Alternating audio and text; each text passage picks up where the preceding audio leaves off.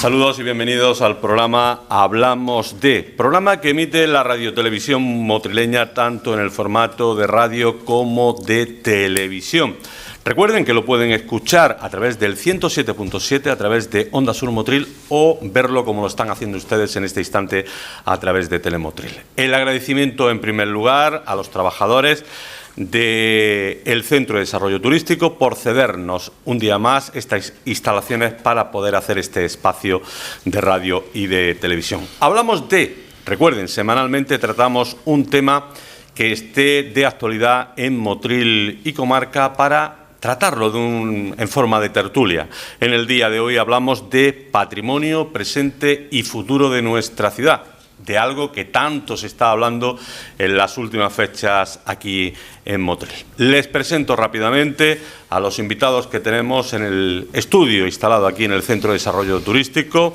En primer lugar, a mi parte derecha está Encarna Escañuela Cuenca, es jefa del Archivo Municipal, una de las impulsoras del Simposio Internacional del Azúcar en Motril, ha escrito diferentes publicaciones sobre la historia de Motril y también fue una de las impulsoras del Museo Preindustrial de nuestra ciudad. Yo digo que es una de las joyas de la corona que tenemos actualmente en Motril. Muy buenas. Muy buenas. Pues, ¿cómo está el patrimonio en nuestra ciudad ahora mismo? Pues nuestro patrimonio está, en principio, bastante abundante, sobre todo el patrimonio industrial. Es un patrimonio que no teníamos conciencia de que lo teníamos hasta finales de los años 80 y principios de los años 90, que a raíz de una jornada y de los seminarios de la caña de azúcar, pues fue un patrimonio que el motrileño cada vez interiorizó más como suyo. La historia de la caña se concibió en ese momento como un tema de identidad, porque el patrimonio inmobiliario pues escaseaba ya y estaba un poco descuidado. Y nos dimos cuenta que lo que nos diferenciaba de toda Europa, para empezar, eran nuestros 1000 años de tradición de la caña de azúcar y todo el patrimonio que había dejado ese cultivo, a nivel de léxico, a nivel de infraestructura, a nivel de inmobiliario, a nivel de conciencia y también hubo una cuestión ahí en ese momento, que era el tema de la arqueología industrial, que era una ciencia relativamente joven a finales de los años 80 y que hizo que tomáramos conciencia de que por vicisitudes, en principio casi de forma casi que no nos habíamos dado ni cuenta, pero teníamos la mayor concentración de máquinas de vapor de toda Europa. Y todo eso pues se fue trabajando y hoy día yo pienso que a cualquier motrileño le plantea el tema casi sentimental de la caña y todo el mundo lo ha interiorizado. Entonces yo pienso que sobre todo ese patrimonio está en un momento muy bueno para terminar de recuperarlo y para que el motrileño interiorice ese patrimonio, que además nos sirve para diferenciar a nuestra zona de otras zonas de la costa de Andalucía, porque es lo que nos hace únicos, es lo que nos hace singulares, y yo creo que por ahí debe de ir. Y un segundo ya, también quiero hacer hincapié en otro patrimonio del que casi nunca nos acordamos, y es el patrimonio documental. Sí.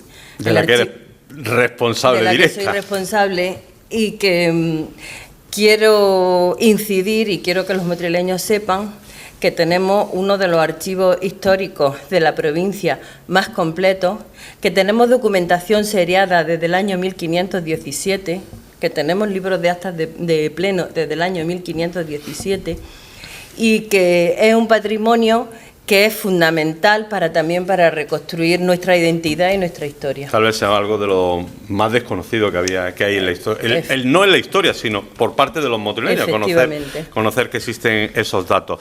También tenemos aquí en el estudio del Centro de Desarrollo Turístico Alberto Martínez Quesada, es jefe del servicio del área de cultura y está muy relacionado con el patrimonio de nuestra ciudad.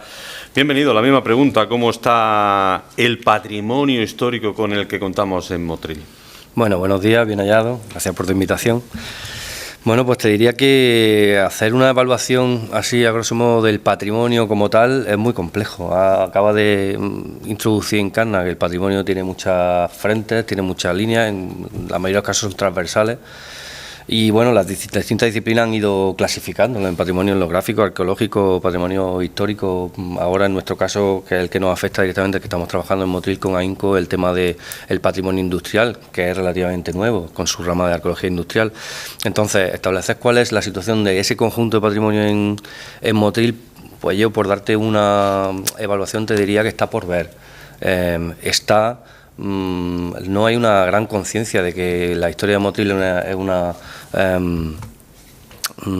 una materia que es destacable. En realidad todos necesitamos constancia material de nuestra historia y eso es lo que constituye fundamentalmente el patrimonio, y a través de eso es como se traslada el mensaje de quiénes somos y por qué somos lo que somos, ¿no? Entonces, en este sentido, hay museos en la ciudad, hay legajos, libros y estudios, y hay latente un patrimonio ingente y de gran valor, muy valorado fuera de Motril, que es el caso del patrimonio industrial. El preindustrial está ya puesto en valor a través del museo, que funciona desde hace mucho tiempo y como joya de la corona de la oferta museística de la ciudad. Y te diría en ese caso que en principio el patrimonio, tal como se considera hoy en día, de una forma más o menos concepto moderno, en el cual se enlaza perfectamente o debe enlazarse perfectamente con la participación social, con la conciencia social, como antes avanzaba Encarna, pues está por ver, en mi opinión está por ver. Hay mucho que hacer, pero es latente y hay muchos sitios y muchas pistas en las que se puede avanzar y pensar en una visión más o menos optimista. Pasamos al lado contrario de mi ubicación. Concretamente tenemos al arquitecto municipal y jefe del Servicio de Urbanismo del Ayuntamiento de Motril, Juan Fernando Pérez Estevez. Bienvenido, y la misma pregunta que he hecho anteriormente. Pues buenos días, y bueno, pues me sumo a lo que han dicho ya mis compañeros. El patrimonio de Motril es rico y variado, muy pendiente de explotar, muy pendiente de lo que ocurra en los próximos años. Pero yo desde la óptica mía, de la óptica más urbanística, más de ciudad, más de patrimonio arquitectónico, sí tengo que decir que está muy deteriorado, muy esquilmado y necesita de mucha atención, porque como ya se ha avanzado aquí, el patrimonio tiene muchos frentes, tiene muchas tipologías, el étnico, el cultural, el industrial.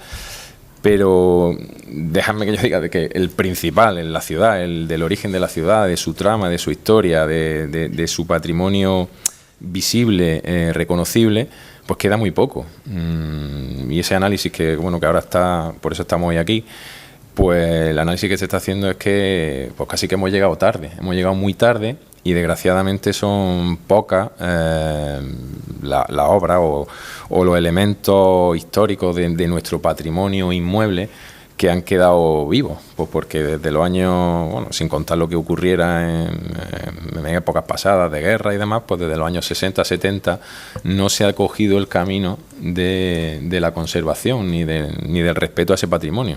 No sé, ahora analizaremos, y aquí está Manolo, que sabe mucho más de eso que yo, por qué han ocurrido esas cosas. Entonces yo, mi análisis previo, mi diagnóstico del estado del patrimonio en Motril es que, aun siendo rico en análisis, ¿no? Tenemos mucho y muchos frentes, la realidad es que está muy descuidado, muy deteriorado. O sea, para la altura en la época en la que nos encontramos y comparándonos con otras ciudades similares a nosotros, yo creo que nuestro estado es deficitario, que tenemos que hacer una apuesta fuerte por ponerlo en valor. Lo que pasa es que lo que ya no está, ya no está. Bueno, pero yo creo que se pueden hacer muchas cosas. Es decir, una cosa es que no esté, pero otra cosa es que se sepa que estuvo. Y entonces en esa línea también se está trabajando mucho últimamente. Es decir, se pueden recuperar, no los edificios evidentemente, pero sí se puede recuperar la memoria a través de muchísimos mecanismos. Es decir, la ciencia tiene muchas cosas buenas y una de las que tiene es que hoy podemos recrear muchas cosas. Y no me refiero a recrearlo físicamente, sino incluso virtualmente. Y en el conocimiento, es decir, muchísima gente, desgraciadamente, muchísima, entre los que yo mismo me incluyo, hace unos cuantos años, por mi trabajo y gracias a publicaciones de como las de Manolo Domínguez o de Encarna, he conocido el patrimonio de mi ciudad, pero muchísima gente lo desconoce. Entonces, aunque no lo tengamos en pie, sí que es bueno conocerlo y saber por qué las cosas se llaman como se llaman y qué espacio, o sea, no solo edificios o la arqueología industrial o el patrimonio industrial o el patrimonio de una ciudad va más allá. Son muchos espacios en los que han sucedido muchas cosas en la historia de Motril y que sería, yo creo que recomendable recuperarlo en la memoria y destacarlo en la ciudad, darle el papel que se merece.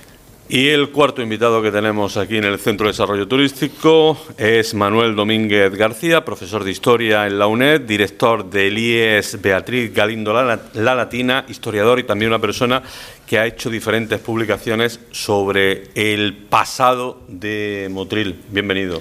Y la misma pregunta. Gracias, buenos días. Bueno, pues yo estoy de acuerdo con lo que decían anteriormente. Es decir, evidentemente el concepto de patrimonio es muy amplio. Hay desde patrimonio etnográfico, urbanístico, hay un concepto muy amplio de patrimonio. Yo diría que es verdad que Motril ha sufrido pues cambios muy radicales como muchas ciudades a lo largo de los últimos 50, 60 años. Pero también se ha conservado cosas. También en ese aspecto la ciudad no ha ido mal en ese aspecto. Es decir, se ha conservado el tema de la visión industrial, que era importante, con el tema de la identidad histórica de la ciudad. Se han conservado pues elementos culturales, como puede ser el Teatro Calderón, la Casa de la Condesa, la casa donde está el centro de adultos, la Casa Gará, se ha conservado la Casa Ruiz. Es decir, las actuaciones del ayuntamiento han sido importantes en ese aspecto de conservación de edificios y conservación de lo poco que nos quedaba, pero también la labor que queda es inmensa. Hay que terminar el tema de la Fábrica del Pilar, que es uno de los temas señeros, como ya citaban anteriormente, porque es un rasgo de identidad de la ciudad. Y además, pues lo que no tenemos, posiblemente tendremos que recrearlo de alguna manera, intentando pues que la gente conozca el tema del patrimonio, que la gente reconozca el pasado de la ciudad. Es verdad que todas las ciudades son como fotos antiguas que van recomponiéndose a lo largo de la historia. Ninguna ciudad está intacta, eso es evidente, pero que, bueno, tenemos bastantes cosas, no estamos, en ese aspecto. La labor de los ayuntamientos en los últimos años han sido pues intentar recuperar parte del patrimonio de Motril, y el futuro va por ahí, y el futuro estamos claros con lo que se está haciendo ahora mismo por parte del ayuntamiento, de la recuperación, la protección de lo que nos queda y las posibilidades de recuperar, por lo menos virtualmente o en la cultura o en el conocimiento de la gente, el patrimonio cultural que hemos tenido y que hoy ha desaparecido. Motril ha sido una ciudad de aluvión en los últimos años, y eso ha sido muy negativo en el concepto de la conservación, ¿no? Es decir, una ciudad con muchos problemas, y evidentemente todos esos problemas han modificado en los últimos años el concepto de pensamiento. Por lo tanto, el patrimonio es un elemento a tener muy en cuenta en la cultura.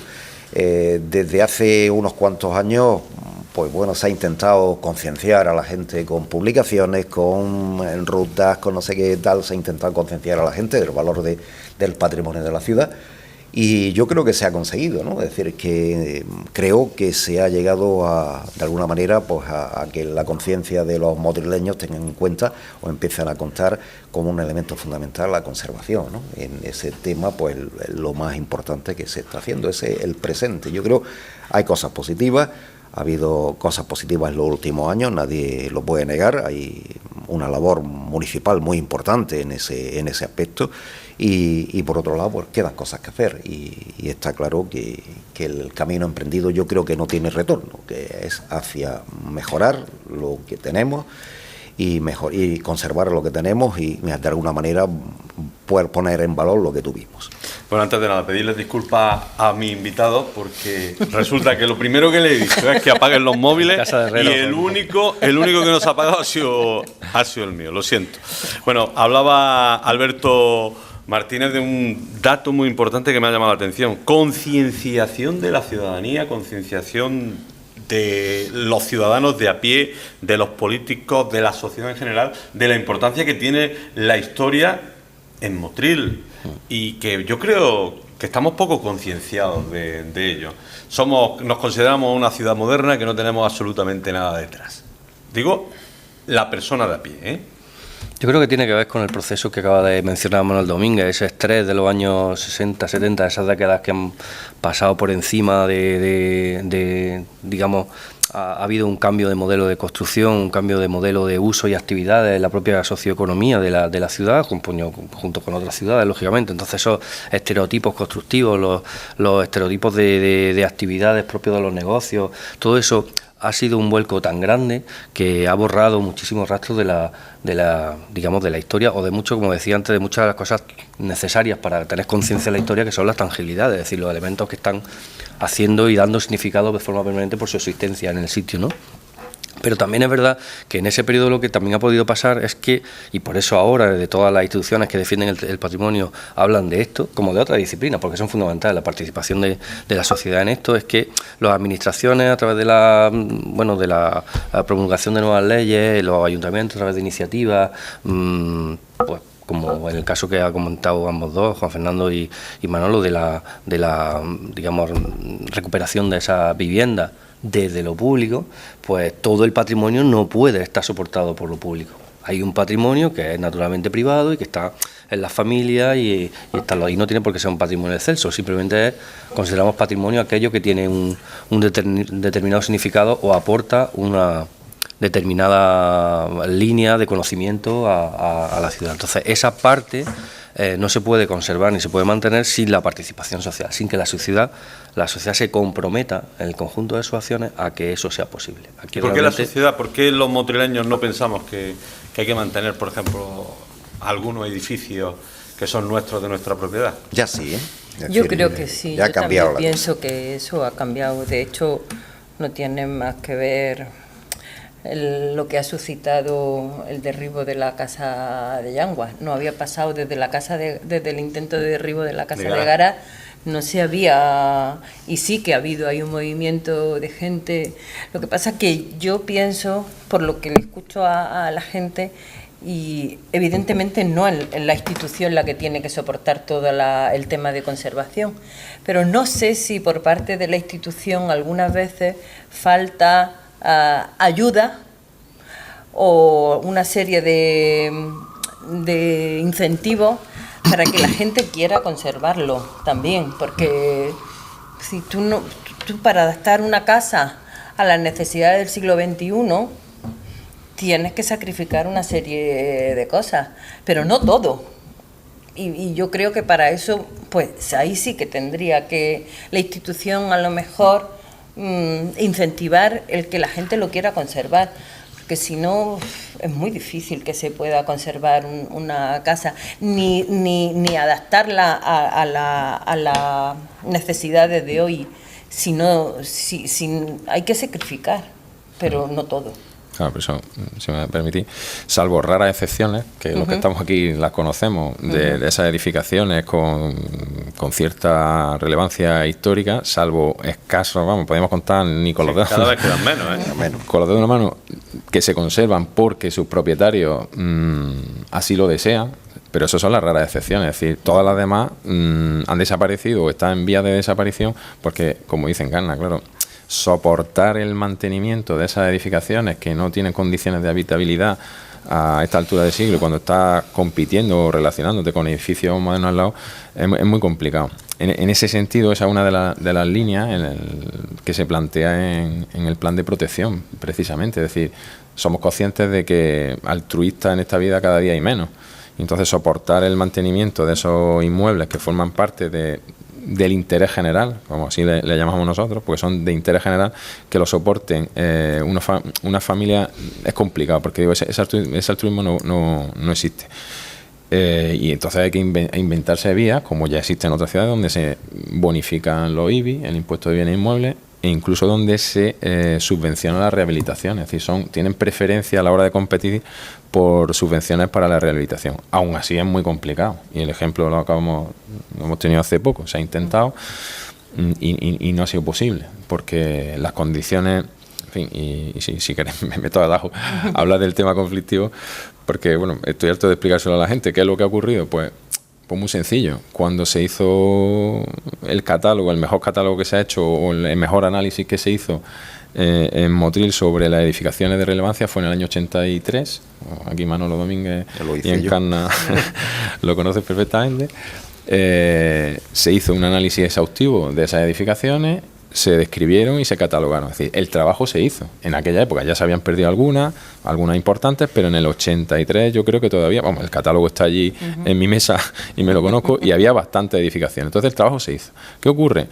Pues precisamente lo que estamos hablando ahora mismo. Es decir, todo aquello que estaba en manos de privados, cuando hay demanda de solares, de suelo para edificar edificios de mayor edificabilidad, pues claro, las plusvalías nadie quiere renunciar a ellas. Es decir, en fin, ponernos, que cada uno lo analice.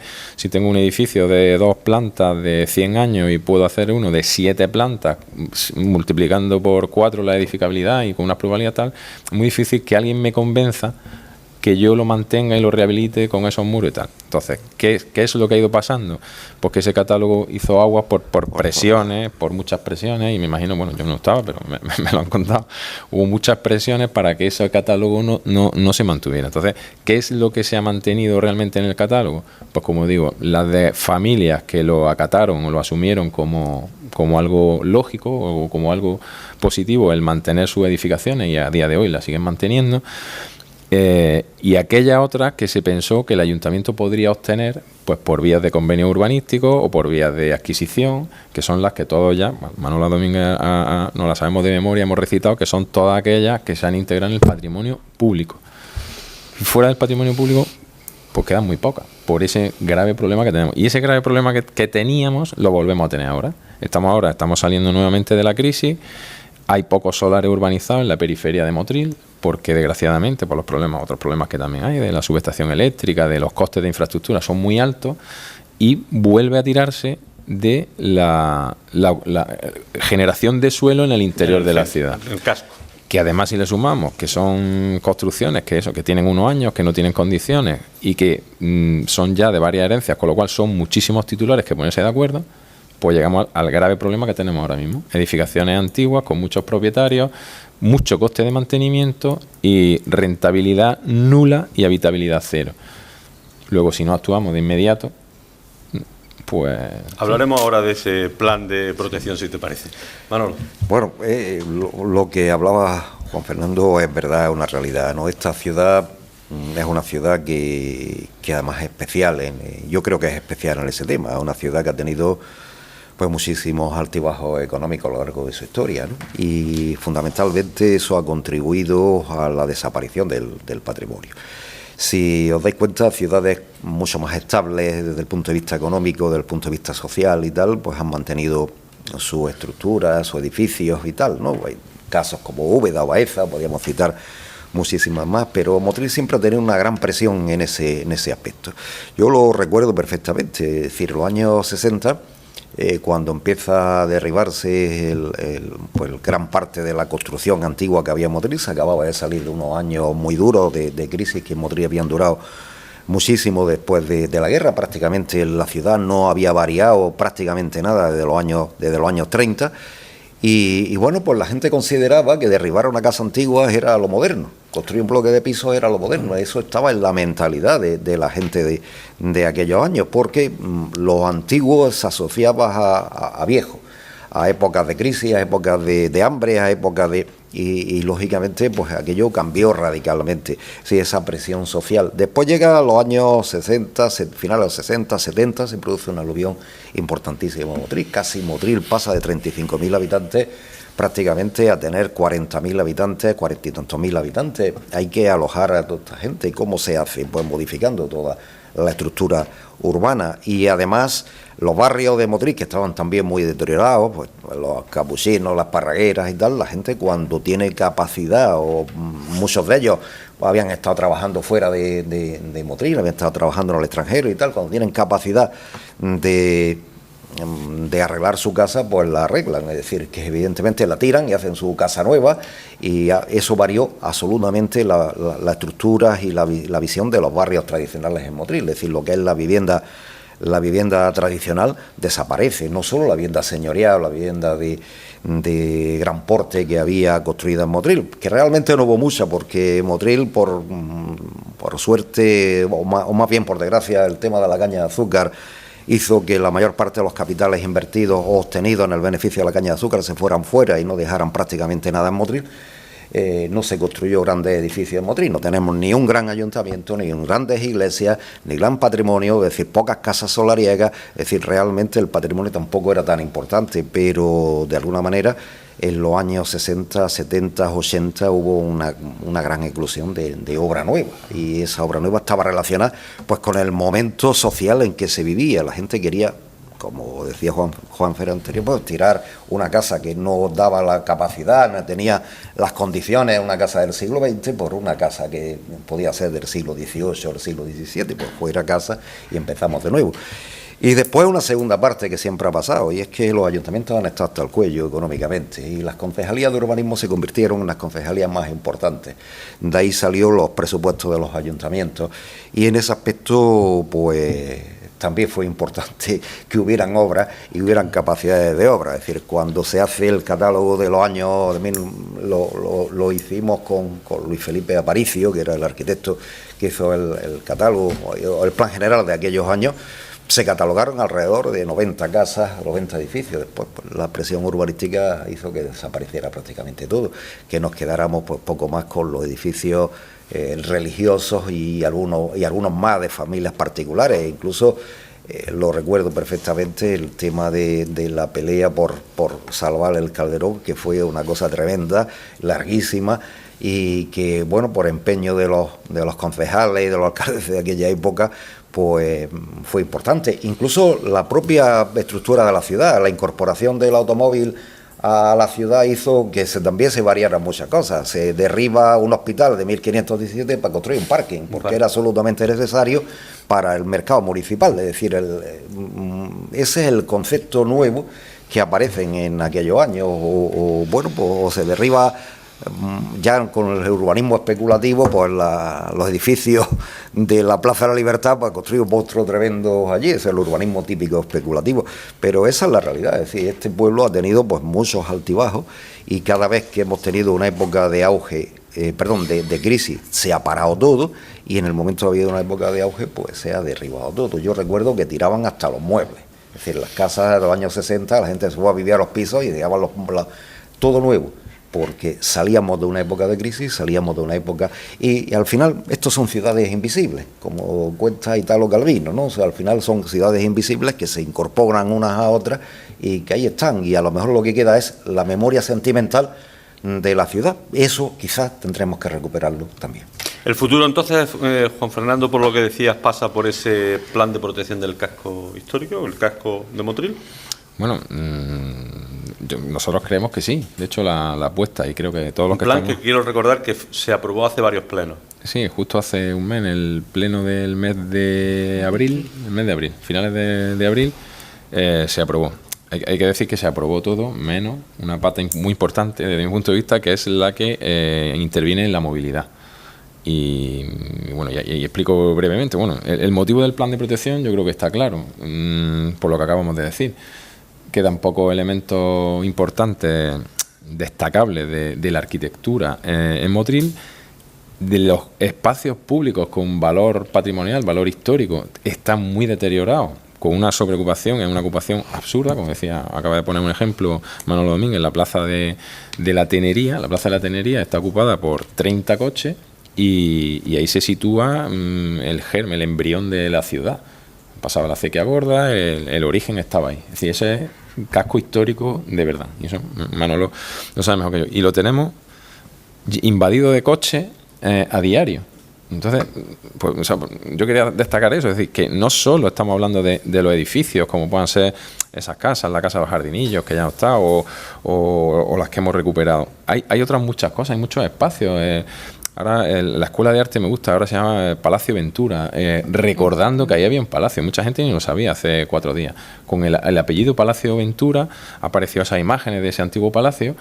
Y fijaros el espacio público donde está, la Plaza de la Cruz Verde, que también tiene su historia, la Plaza de la Cruz Verde, y está invadida por 4 coches ocupando ese espacio. 4 coches anulan un espacio público de carácter relevante. En fin, podríamos citar aquí miles de ejemplos, los jardinillos, la antigua calle Carrera, ¿no? que fue también un eje vertebrador de la ciudad antigua, la calle Muralla, es decir, hay una serie de o Postigo de Beas, que tanto me gusta a mí la historia que cuenta Manolo, ¿no? de lo que le dio nombre al Postigo. Todas esas cosas yo creo que el plan, que digo, está solo hecho en avance. Nosotros hemos hecho un avance, el equipo de urbanismo se ha puesto, ha trabajado en hacer un avance, que es un documento que es muy mejorable con la aportación de todo aquel que quiera participar, que por eso lo hemos llamado avance y por eso ahora lo tenemos en información pública, y en el que se recogen unas pinceladas de todo esto que os cuento, es decir, de recuperación de espacios públicos, los que ya se hayan perdido, pues evocarlos, pues no sé, a lo mejor contando su historia con paneles, con pinturas, con relieves, con esculturas. Entonces es que hay tanto que contar que pues no sé, si es que la Rambla del Manjón, de Al Manjón, no sé, es que todo tiene historia, pero no la sabemos. Entonces lo triste es que cuando paseas, sobre todo con los paseos que organiza el área de cultura, Manuel Domínguez, y te cuentan todo lo que sucede en esos espacios que a diario lo andas y no los reconoces porque prácticamente están invadidos de coches que dan vueltas. Hombre, nosotros por eso lo hemos puesto encima de la mesa. La desgracia o la mala pata que hemos tenido es que no se ha acogido bien la peatonalización que conllevaba, o las medidas, no de peatonalización, porque son medidas de movilidad que obviamente esto tiene que llevar. Porque si queremos de verdad poner en valor esos espacios públicos, tendremos que restringir de alguna manera el acceso o priorizar su uso. Si es tan sencillo como eso. Es decir, la Plaza de la Cruz Verde, yo el ejemplo, o la de la Tenería, son 2 ejemplos de libros que ya están experimentados en la Plaza de la Libertad. Yo no sé si tenéis en mente hace 5 años, hace 4 años, cómo estaba la Plaza de la Libertad.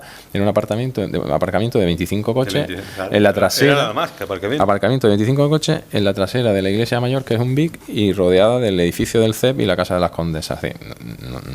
No tenía sentido. Pues de eso se trata. Entonces el plan de protección trata de poner encima de la mesa, discutamos sobre estos temas y enriquezcámoslos entre todos de toda la sociedad. Tengo que decir que al hilo de lo que ha sucedido con las demoliciones y con la puesta en marcha del patrimonio, ha aparecido gente que está haciendo aportaciones muy enriquecedoras. O sea, gente joven incluso me ha sorprendido porque hay gente joven que no está escribiendo, se está dedicando mucho tiempo a contarnos cosas que se podían hacer, que han visto que se hacen en otras ciudades para recordar, ¿no? Y para poner en valor el patrimonio de su ciudad. ¿Y cómo se puede enriquecer el patrimonio de nuestra ciudad? Bueno, arreglando lo que estaba diciendo Juan. Para enriquecerlo, yo con que la gente lo conozca y con que la gente se reconozca en él, y me daba enriquecerlo, yo simplemente que conservemos lo poco que queda, porque enriquecerlo, bueno, sí, pero más que el enriquecimiento para mí sería el que la gente lo conociera y lo interiorizara como suyo. Los métodos, pues ya lo estoy diciendo Juanfer, pueden ser muchos, pueden ser desde paneles que recuerden qué es lo que había allí, que cuente la historia de esa casa, y que el tema de la ruta, como dice también Manolo, sí. Esas rutas, que la gente primero conozca la historia y que sepa por qué la calle se llama así y qué es lo que había allí. Y para mí es conocimiento y interiorización de ese patrimonio para que lo puedan defender, porque nunca se quiere lo que no se conoce, y ese es el problema, no se conoce.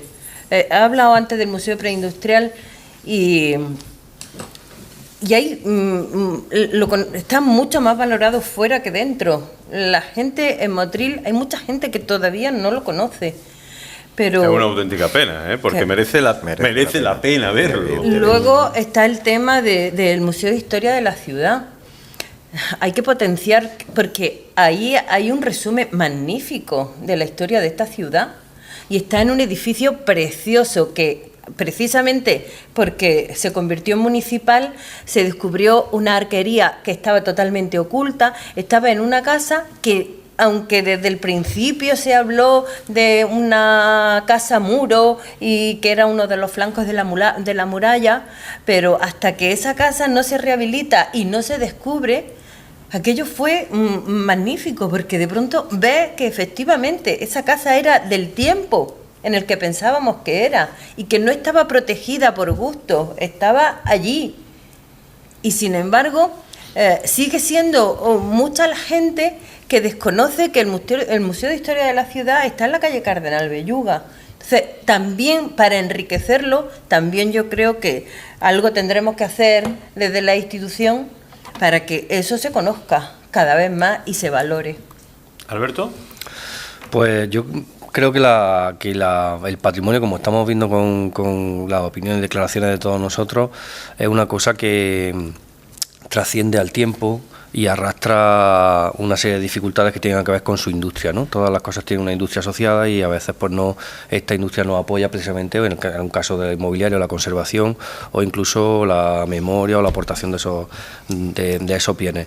Yo creo que es fundamental trabajar en dos planos simultáneamente. Hay un plano urgente que se llama avance, que se llama propuesta, que se llama actividades de museo, que se llama IAP y dinero, llama puertas, que se llama trabajar con la industria y estar ya en ello. Y hay un segundo plano muy importante en el que hay que trabajar, digamos, en modo escalera, subiendo y bajando de un plano a otro, que es el a 10 años vista. Es decir, el patrimonio inmaterial, los testimonios tienen plazo de vigencia, las generaciones desaparecen, nosotros mismos nos iremos y todos estamos siendo de alguna forma testigos de la historia de la ciudad, y sobre eso hay que trabajar ya, además, para que cuando, a la vez que se recuperan, las personas que se van incorporando, esas generaciones que dentro de 10 años estarán donde estamos nosotros ahora, hayan aprendido a valorar lo que heredan, ¿no? Porque eso es la parte importante.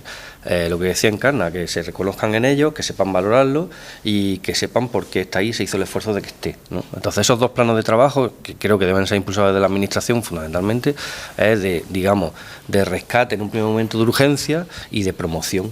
Y de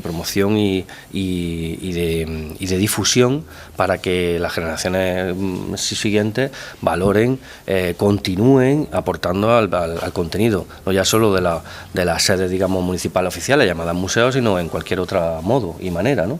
que de hecho puede ser. O sea que yo creo que esos son dos planos de trabajo fundamentales que hay que comentar. Bueno, y yo también me gustaría citar, hay ciudades que descubrieron el patrimonio como un elemento de ingreso desde el punto de vista turístico, ¿no? Es decir, que hay ciudades que lo descubrieron hace tiempo y que, bueno, o intentaron rehabilitar su patrimonio o lo que le quedaba de su patrimonio hasta conseguir que se convirtiera en un polo de atracción, ¿no? Y yo recuerdo Marbella, por ejemplo, en los años 80, 70, por ahí, y hoy lo comparamos como han rehabilitado su patrimonio de una manera impresionante. A lo mejor no por tanto por el interés histórico, sino más bien por el interés turístico, pero una cosa ya ha llevado a la otra, ¿no? Y bueno, y en este caso Motril tiene posibilidades. Yo siempre lo he dicho, yo llevo muchísimos años diciendo que era de las pocas ciudades de este país que no habían rehabilitado su casco histórico. Es decir, y todavía seguimos dándole vueltas a los temas. Gracias a Dios parece que ahora las cosas van a ir de otra manera, ¿no? Pero yo lo recuerdo haber visitado ciudades en los años, a principios de los años 90, donde yo decía, bueno, que ojalá Motril llegáramos a tener un casco antiguo, un casco central tan bien diseñado, también, y a lo mejor no tienen realmente un patrimonio importantísimo desde el punto de vista de grandes edificaciones, pero sí lo poquillo que tenían, o los espacios culturales, o los espacios urbanos y tal, le han dado su visión, y hoy y Motril era una ciudad que no se había tocado en ese aspecto, no se había tocado absolutamente prácticamente nada en ese aspecto. Teníamos un casco histórico que prácticamente olvidado, y bueno, pues parece que ahora el momento es otro, ¿no? Y esperemos que dure, y esperemos que también, pues evidentemente, la movilidad sea un elemento a considerar, ¿no? Que no sea solamente rehabilitar un edificio, sino también darle el valor para el ciudadano que debe tener el casco antiguo, esa movilidad que es tan importante. Es decir, sitios como puede ser la Plaza La Cruz Verde, pues una plaza impracticable sencillamente porque hay tráfico, ¿no? Es decir, si quitamos el tráfico, posiblemente cambiemos radicalmente el concepto del uso que hacen los ciudadanos. Es decir, que lo que entiendo es que hay que cambiar el concepto que tenemos ahora mismo de Motril. Hay que cambiar el concepto de ciudad, evidentemente. Hay que cambiarlo radicalmente. Porque también hay otra cosa que puede servir, aunque no quede nada muchas veces, y que lo refleja la Ley de Patrimonio, que son los espacios de la memoria. Es decir, hablar de los espacios de la memoria, y me quiero referir ahora al tema de la Alcolera, de lo que pasó allí en el año 1901, cuando todos los motrileños a una, como en Fuente Ovejuna, le metieron fuego a la fábrica de Lario, cuando ese señor dijo a cómo iba a pagar la tarea de caña. Y ahí empieza incluso el movimiento sindical, la reivindicación social. Ahí la historia social de la caña de azúcar está por escribir todavía. Y para eso, esa figura de la Ley de Patrimonio, de espacios de la memoria, aunque ya casi no quede nada, pero son sitios que a la hora de la rehabilitación y a la hora de la absorción por parte de los habitantes de esta ciudad de qué pasó allí, es también muy importante para mí.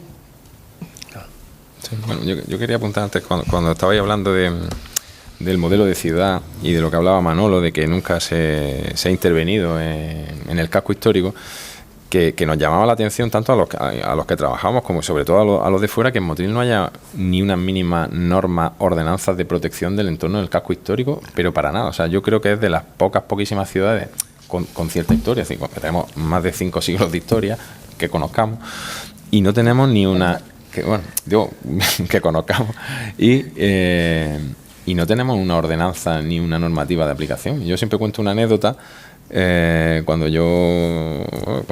llegué a ser jefe de servicio y tenía que bajar a Junta de Gobierno a defender, a informar sobre las licencias de obras que dábamos, cuando dábamos alguna, pues como recuerdo perfectamente la de calle Comedia, el edificio acristalado que hay, que el secretario que tuvimos, que en paz descanse, Paco, que venía de Archidona, cada vez que yo llevaba una licencia de obra de un edificio con cristales y tal, que no tenían nada que ver con un entorno histórico, me decía, pero chiquillo, ¿pero tú dónde has estudiado?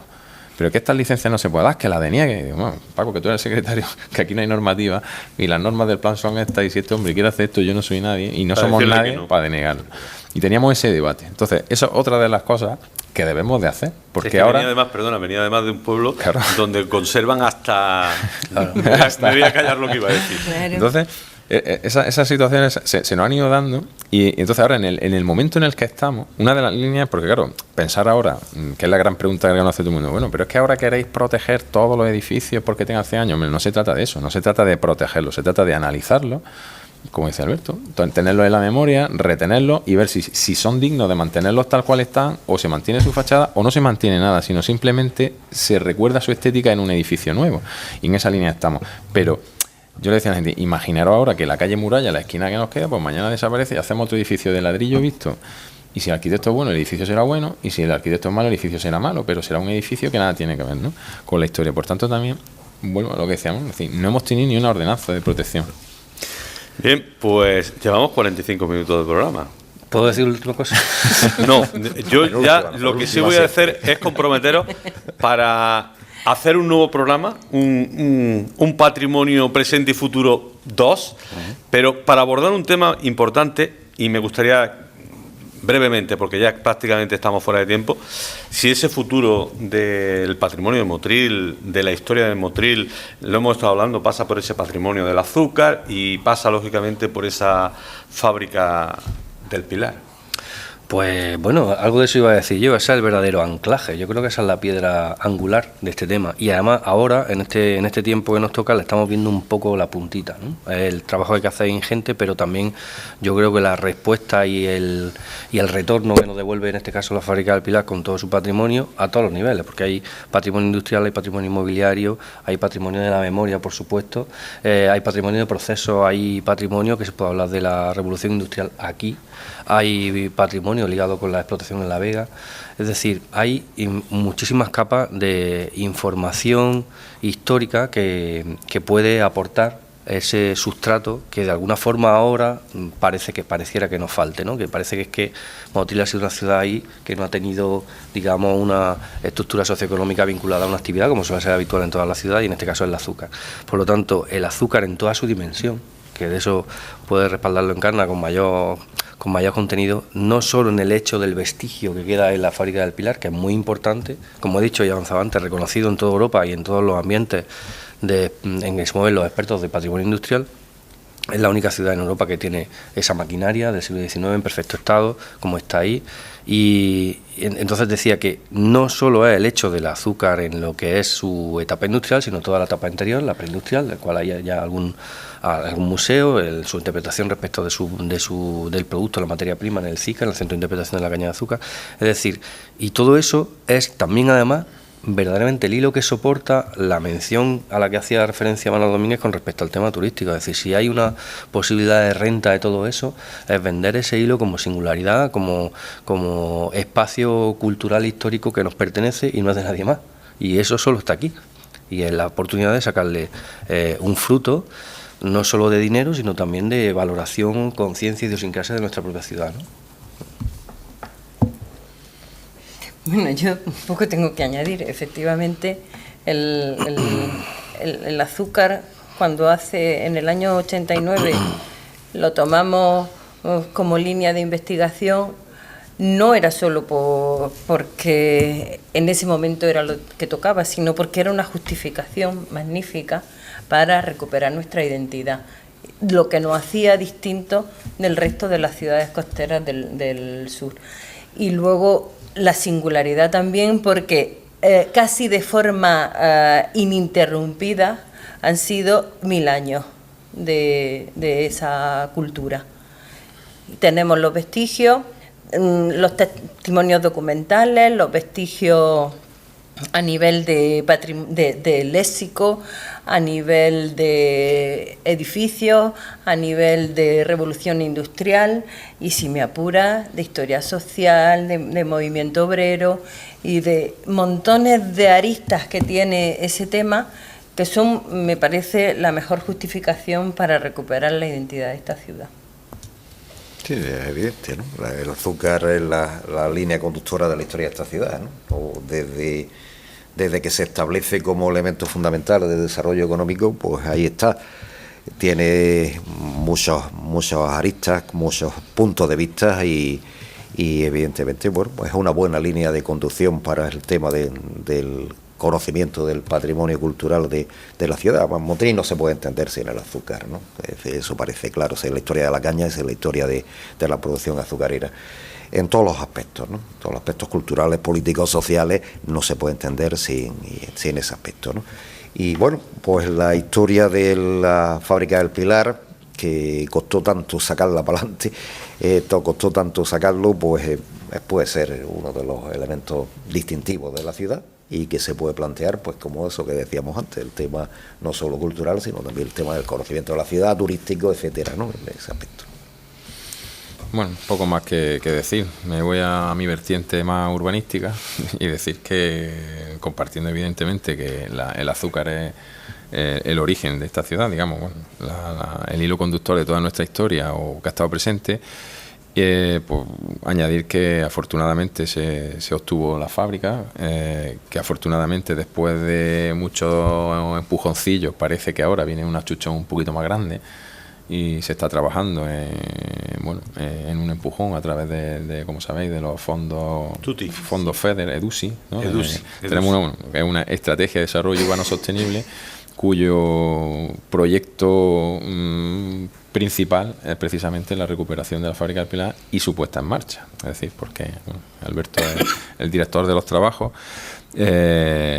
y nosotros llevamos desde urbanismo lo que es la gestión de la subvención y ahora mismo se van a poner encima de la mesa 2 millones de euros para no solo pegar un lavadillo de cara, sino que tiene que ser una medida que ponga en marcha la fábrica del Pilar. Es decir, al final, igual que yo expliqué, no sé si me ha olvidado hablar de las medidas de la EDUSI, al final tienen que ser cosas medibles. Es decir, todo lo que hagamos con esos fondos FEDER tiene que ser medible. Bueno, pues la fábrica del Pilar tenemos que ser capaces en estos años de hacer una obra, rehabilitar ese espacio y hacerla visitable, de tal manera que podamos demostrar que se ha recuperado X metros cuadrados de patrimonio, se ha puesto en valor y que además se ha incrementado las visitas a los museos en Motril en un tanto por ciento más. Entonces, como digo, va a ser el buque insignia de la estrategia de desarrollo urbano sostenible de Motril. ¿Y eso para cuándo? Bueno, ¿Tenemos un plazo o no? El periodo de EDUSI marca 4 años, hasta 2020, ¿no? 2019-2020, aunque la justificación de esos indicadores se puede llevar un poco más allá, pero nosotros la intención es que, no sé si con los números totales, finales, pero que si el hecho visitable se ocurra antes. Es decir, que podemos hablar de que en un plazo corto de tiempo, estableciendo un periodo corto plazo de tiempo, 4 años, la fábrica, el Museo Industrial de Azúcar de la Fábrica del Pilar va a estar en funcionamiento. Ten en cuenta que responde a... Parcialmente. Claro. Sí, ponerlo todo tiene que tardar un montón. No, claro, la idea, iba a decir, hacer esa aclaración, la estrategia de museo como tal no está en musealizar lo que hay ahí, sino musealizar el proceso.